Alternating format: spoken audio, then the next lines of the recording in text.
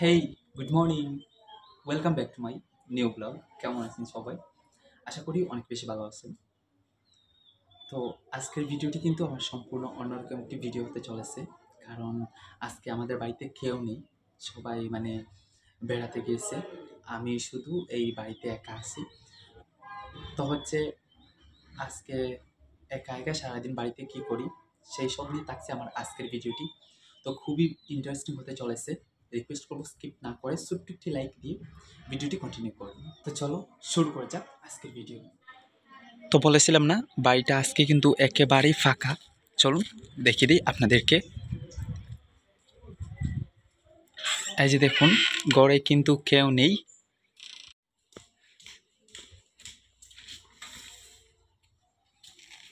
তো দেখতেই তো পেলেন, বাড়ি পুরো ফাঁকা। আজকে আমি একাই আছি বাড়িতে। তো আমাকে একা বাড়িতে রেখে সবাই কোথায় গেছে অবশ্যই শেয়ার করব একটু পরে। এজন্য রিকোয়েস্ট করব পুরো ভিডিও জুড়ে কিন্তু আপনাদের সাথে থাকতে হবে। তো চলো এখন আর কথা না বলে আমি আমার কাজে লেগে পড়ি। তো দেখুন, আমি কিন্তু রুমে চলে এসেছি। এখানে দেখুন আমার কয়েকটা কাপড় রাখা আছে, প্রথমে আমি এগুলো ধুয়ে দেব। তো এখন আমি কাপড়গুলো বালতিতে ভিজিয়ে রাখবো। আমার আরও অনেক কাজ আছে, সেগুলো সেরে এসে পরে না হয় ধুয়ে দেবো।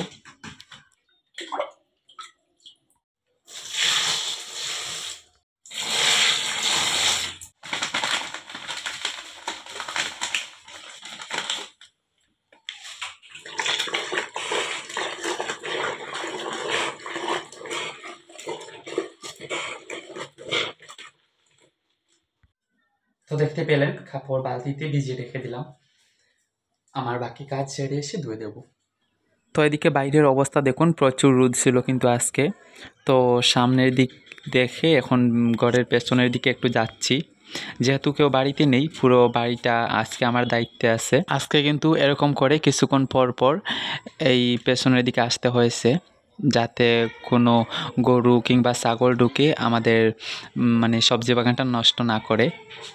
তো দেখুন, আবার চলে এসেছি আমাদের বারান্দার সামনে যে ছোট্ট একটা ফুল গাছ আছে। তো এই ফুলগুলো কিন্তু আমার কাছে এত বেশি ভালো লাগে দেখতে। দেখুন, কালারটা কিন্তু অসাধারণ। তো এখন আবারও আমার রুমে চলে যাচ্ছি, বাকি কাজগুলো সেরে নেব। তো রুমে আসলাম। এখন আমার প্রথম কাজ হচ্ছে আমি এই বিছানা চাদরটা পাল্টে নেব। এই বিছানা চাদরটা উঠিয়ে অন্য একটা বিছাতে গেলে তো এই বড় কম্বলটা আর বালিশগুলো আমার ওখান থেকে সরাতে হবে। প্রথমে আমি ওগুলো সরিয়ে নেব।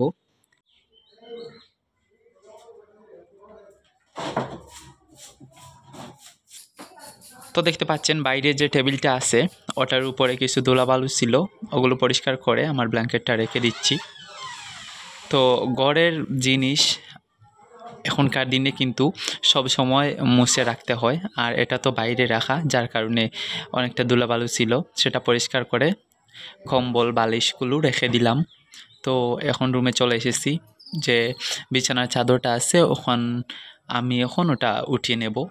আর বিছানার চাদরটা ওটাতেও কিন্তু আমার অনেকটা সময় লাগতেছে, কারণ আমি এক পাশে অনেকগুলো টিফিন মেরে দিয়েছিলাম। তো সেগুলো কেন মেরেছি সেটাও কিন্তু আপনাদের সাথে শেয়ার করব। তো এখন আমি যে বিছানার চাদরটা উঠিয়েছি ওটা দিয়ে দেখুন খাটের সামনের দিকটা একটু মুছে নিচ্ছি। খুব জোরে জোরে ঝাড় দিচ্ছি যাতে ধুলাবালু না থাকে।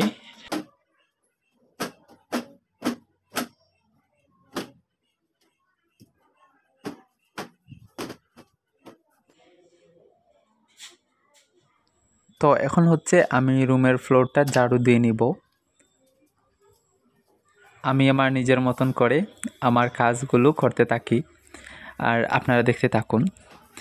আর যারা এখনও ভিডিওটিতে একটা লাইক দেন নাই, প্লিজ ছোট্ট একটি লাইক দিয়ে দিন। সেই সাথে যারা আজকে আমার চ্যানেলে নতুন, এই প্রথম আমার ভিডিও দেখতেছেন, রিকোয়েস্ট থাকলো প্লিজ চ্যানেলটিকে সাবস্ক্রাইব করে দিবেন। আর যারা আগে থেকে সাবস্ক্রাইব করে কন্টিনিউ আমার সাথে আছেন, আপনাদেরকে অসংখ্য অসংখ্য ধন্যবাদ।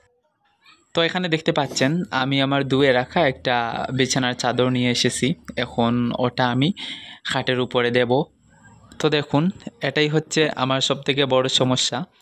আমি একা বিছানার চাদর এভাবে মানে খাটের উপরে বিছাতে গেলে আমার অনেকটা সমস্যা হয়ে যায়। দেখুন অনেকবার মানে চেষ্টা করতেছি কিন্তু হচ্ছে না। এক পাশ ধরে ছুঁড়ে দেওয়ার সাথে সাথে ওটা কিন্তু সমান হচ্ছে না দুই পাশে। এই যে দেখুন সবথেকে বড় সমস্যা হচ্ছে এটা। তো শেষমেশ কিন্তু হালকা রাগ উঠে গিয়েছিল, যার কারণে একেবারে জমিয়ে ফেলেছিলাম। এই যে দেখুন। তো পরে আমি আমার আগের মতন করে এখন বিছানার চাদরটা বিছাচ্ছি আর কি। এই যে দেখুন আমার হাতে আর কি আছে 3টা সেফটি পিন, নর্মাল পিন আর কি। আমি একটা এক পাশে লাগিয়ে নিয়েছি। তো পরে সমান করে একেবারে মিডিলে আরও একটা দিয়ে দিচ্ছি। এই যে দেখুন। তো এটা দেওয়ার কারণ হচ্ছে এক পাশে ওই পিনগুলো লাগিয়ে দিলে অপর পাশ থেকে যদি আপনি জোরে টান দেন তাহলে দেখবেন একেবারে সোজা হয়ে যায় বিছানার চাদরটা।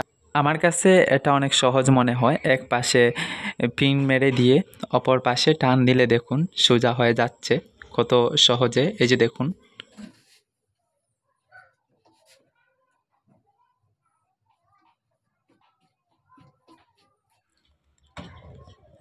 তো দেখুন কেমন লাগতেছে। আর এটা হলো আমার বেডের ফাইনাল লুক। আর এদিকে আমার অবস্থা দেখুন, একটু কাজ করতেই একেবারে গেমে গিয়েছিলাম। আর রোদ আর কি বলবো, আজকে প্রচণ্ড রোদ ছিল, তাই ভাবতেছি কিছু খাওয়া যাক। আইডিয়া, আমি সাথে সাথেই ফ্রিজের কাছে চলে এসেছি। তো ফ্রিজে মানে টক জাতীয় কোনো কিছু খোঁজাখুঁজি করতেছিলাম। তো হঠাৎ আমি দেখতে পাই যে ছোট্ট একটা প্লেটের মধ্যে অল্প কিছু তেঁতুল রাখা আছে। তো তেঁতুলগুলো দেখে আবারও ফ্রিজে রেখে দিলাম। রেখে দিয়ে আমি চলে এসেছি আমাদের পেঁপে গাছটাতে। দেখুন এখন আমি ওখান থেকে একেবারে ছোটো মানে এই গাছে সব কটা পেঁপে থেকে যে পেঁপেটা একেবারে ছোটো হবে ওই পেঁপেটাই কিন্তু আমি নেব। যেহেতু অল্প তেঁতুল আছে সেই তেঁতুল দিয়ে আমি অল্প মানে পেঁপে মাখা করে খাবো। গরমের মধ্যে মাখাটা খেতে মনে হলো যে বেশ ভালোই লাগবে। আর আমি নর্মালি মানে কোনো কিছু মাখা টক দিয়ে মাখা খেতে আমি কিন্তু ভীষণ পছন্দ করি। তো দেখুন একেবারে ছোটো একটি পেঁপে নিয়ে চলে এসেছি। এখন আমি আমার মতন করে ওটা খোসা ছাড়িয়ে নিচ্ছি। দেখুন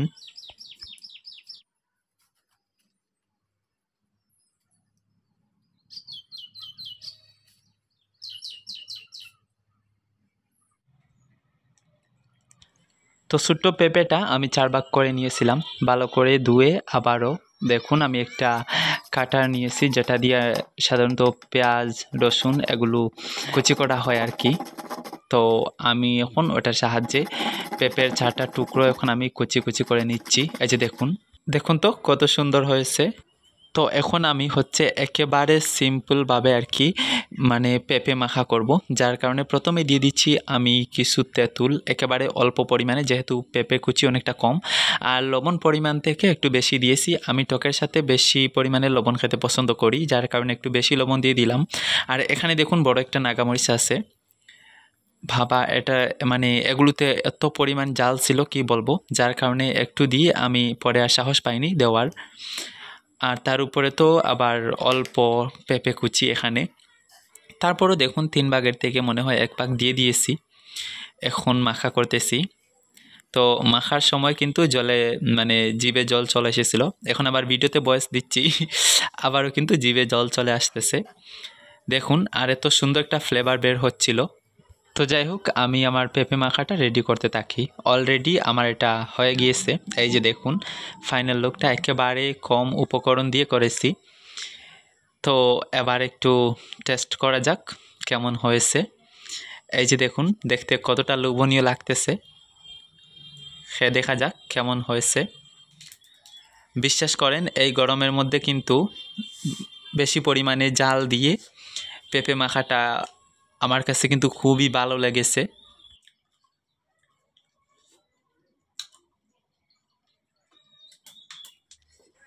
তো দেখুন আমি কিন্তু নিমিষেই সব শেষ করে দিয়েছি। তবে এখন টেলা বুঝতে পারতেছি অনেকটা জাল লাগতেছিল, চোখ দিয়ে একেবারে জল বের হয়ে গিয়েছিল। তো এখন ঘরে এসে ফ্যানটা অন করে দিয়ে একটু ফ্যানের নিচে বসলাম আর কি।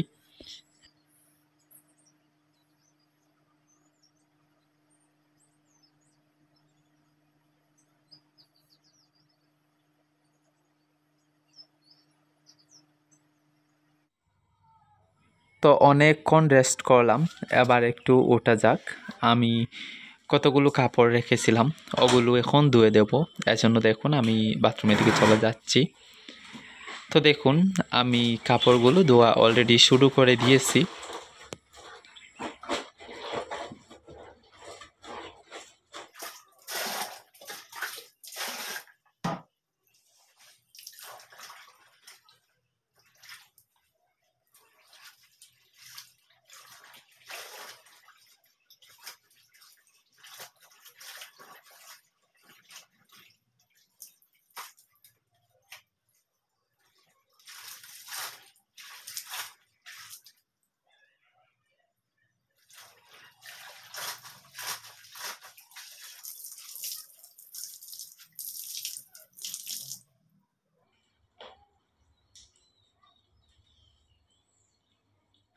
তো দেখতে পাচ্ছেন আমার কাপড়গুলো ধোয়া শেষ, এখন আমি রোদে দেওয়ার জন্য যাচ্ছি। তো কথা এরকম ভিডিও আমি কখনো শেয়ার করি নাই, একেবারে শর্টকাট ভিডিও শেয়ার করতাম অল্প কিছু দিয়ে। তো আজকের ভিডিওটি যেহেতু একটু অন্যরকম টাইপের হয়ে গেছে, তো অবশ্যই জানাবেন কিন্তু কেমন লেগেছে ভিডিওটি। যদি ভালো লাগে তাহলে আমি এরকম ভিডিও দেওয়ার চেষ্টা করব। তো দেখতে পাচ্ছেন আমি এদিকে আমার কাপড়গুলো একটা একটা করে রশিতে দিয়ে দিচ্ছি। প্রচুর রোদ ছিল কিন্তু কাপড়গুলো দেওয়ার সময় আমার কিন্তু খুবই গরম লাগতেছিল, যার কারণে একটু তাড়াহুড়ো করে কাপড়গুলো দিয়ে আমি ঘরে চলে আসি।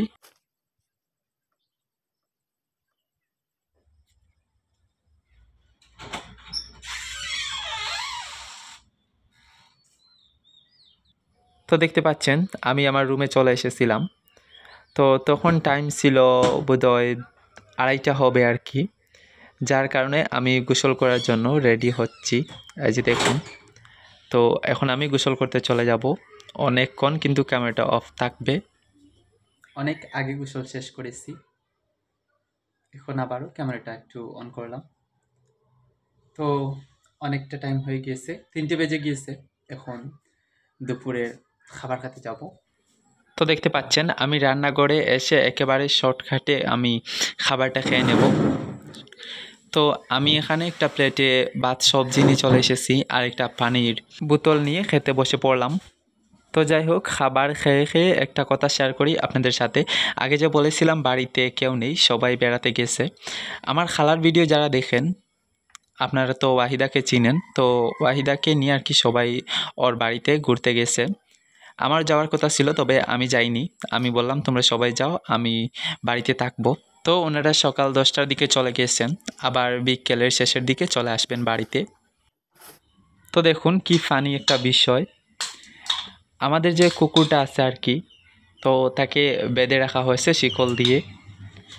আর সে এমনিতে নিরামিষ তেমন একটা পছন্দ করে না, সে মাছ মাংস আমিষ সে খুব বেশি পছন্দ করে। আর তাকে মাছ মাংস ওইসব দিয়ে খাবার খেতে দেওয়া হয় একটু বেশিরভাগই।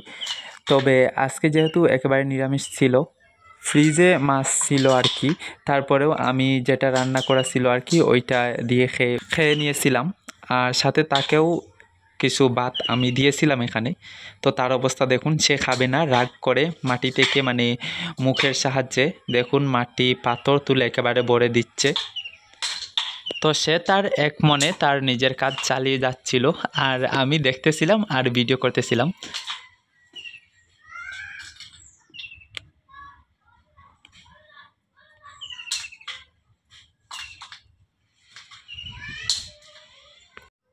তো যাই হোক, এই ছিল আমার আজকের ভিডিও। কেমন লেগেছে অবশ্যই জানাবেন। যদি একটু ভালো লেগে থাকে তাহলে please like comment share and subscribe. আর নেক্সট কোনো ভিডিওতে আবার দেখা হচ্ছে। আজকের মতো এই পর্যন্ত। সবাই ভালো থাকবেন, সুস্থ থাকবেন। Bye bye.